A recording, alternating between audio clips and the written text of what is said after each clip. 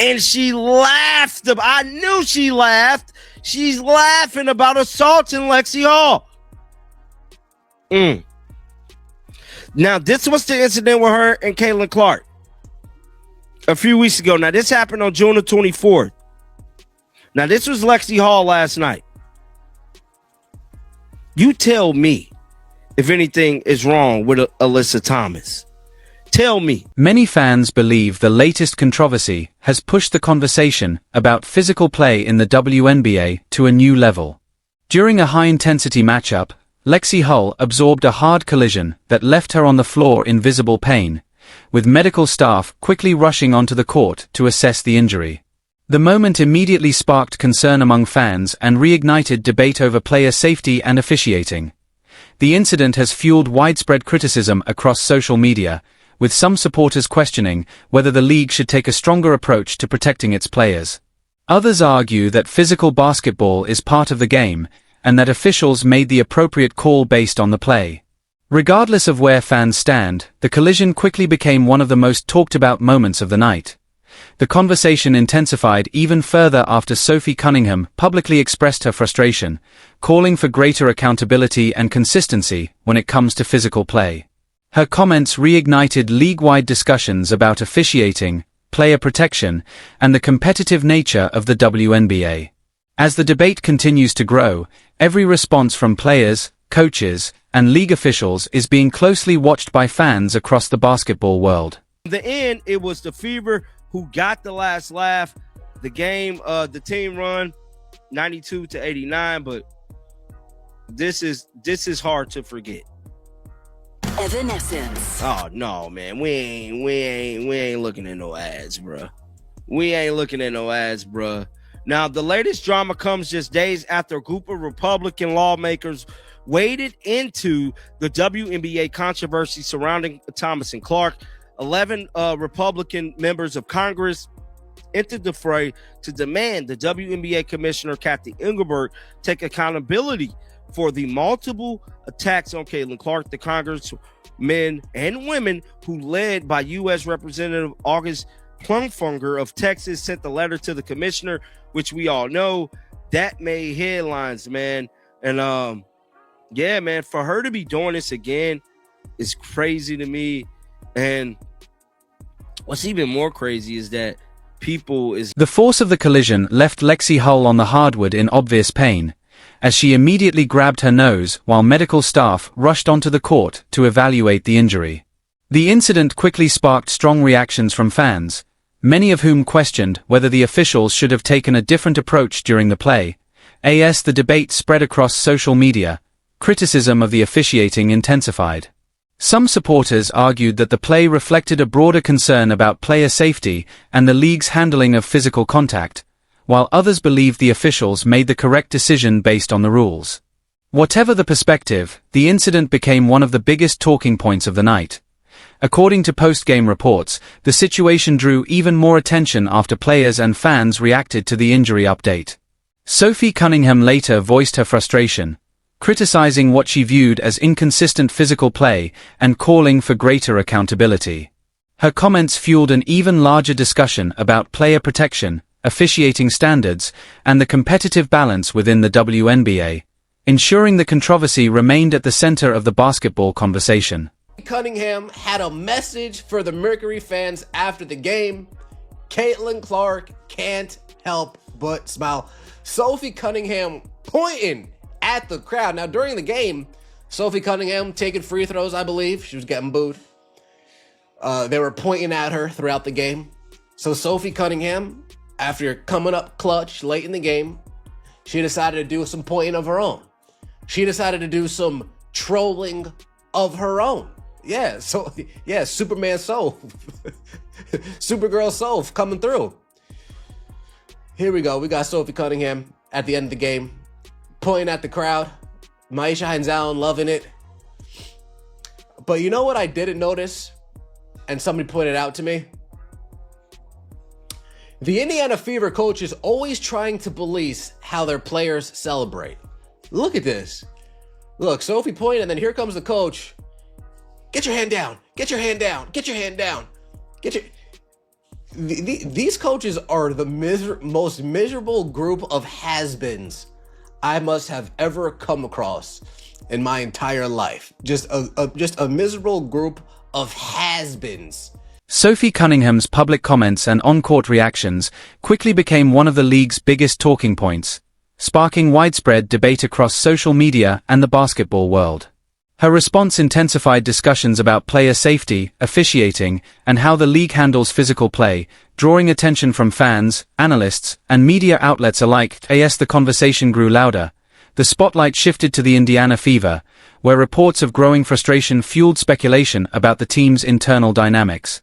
Coach Stephanie White and the coaching staff faced increasing scrutiny as supporters questioned the team's approach and called for stronger leadership. What began as a debate over physical play soon evolved into a broader conversation about accountability, player protection, and the future direction of the franchise. With emotions running high, every decision made by the organization has come under intense examination. Fans continue to demand answers, while the basketball world watches closely to see how the Fever and the league respond to one of the season's most talked-about controversies. Goes up for a shot, and Michaela Timpson pins this ball to the backboard. Folks, look at that. Boom. Pinned it to the backboard. Come on. Me and her at the backboard. You know what I compared this to? Pinning a layup off the glass is the WNBA equivalent of seeing Haley's Comet. Folks, last night we saw Haley. Well, not we. I wasn't watching. This is the Haley's Comet play of the WNBA. It's like seeing a shooting star. It's crazy work. And then you have dumb old WNBA fans. This is how foolish old WNBA fans. This is how low IQ they are. This is how slow they are. Shout out to CJ. So foolish. This is how slow they're comparing pinning the ball to the backboard, pinning it to the glass. They're comparing that to this weak-ass block from Gabby Williams, chasing Courtney Vandersloot from behind, and just swatting it off the glass. Folks, a play like that you see, as soon as you're fifth grade, sixth grade, you see blocks like that. Pinning it off the glass, you only see when players are athletic enough to get up there and stay up there. Wow. Let's take a look at Stephanie White. Oh, shit. Locker room cam after our big-time dub against the Mercury. Kelsey Mitchell with the go-ahead basket. Stephanie White, as soon as Kelsey Mitchell hit that go-ahead basket, Stephanie White became erect. I shit you not. I shit you not. Kelsey Mitchell makes that go-ahead basket. Stephanie White becomes erect on the sidelines. And this is her excitement spilling over into the locker room.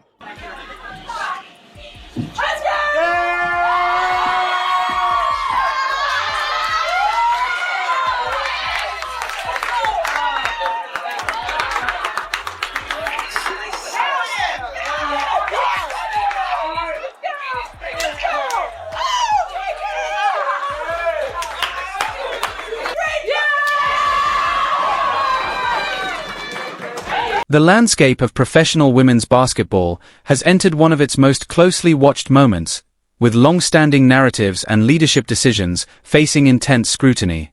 What began as a debate over hard fouls, officiating, and team chemistry has grown into a much larger conversation about player safety, leadership, and the influence of the league's biggest stars.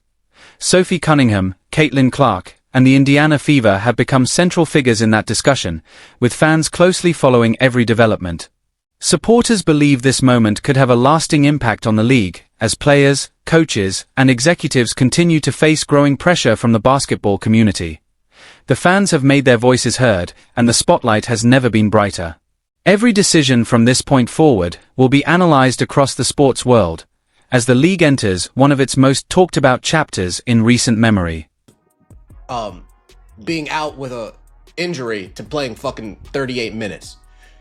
I don't think Caitlin Clark's ever played 38 minutes in her WNBA career. I don't.